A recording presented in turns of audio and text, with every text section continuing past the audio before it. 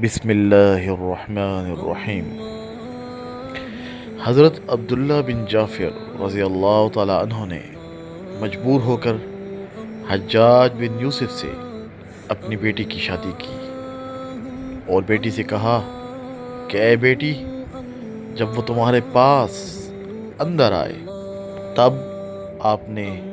یہ دعا پڑھنا ہے۔ وہ دعا یہ ہے: لا الہ الا اللہ الحلیم الکریم،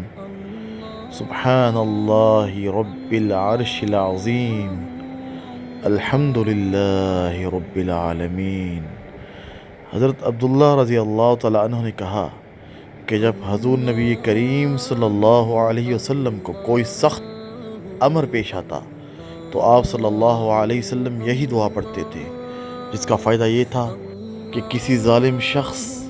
یا حاکم کی طرف سے کسی مصیبت کے پہنچنے یا ناحق قید میں ڈالے جانے کا خوف ہو تو مذکورہ نبوی دعا کو بار بار پڑھنے سے انشاءاللہ اللہ رب العزت ہم سب کی حفاظت فرمائیں گے۔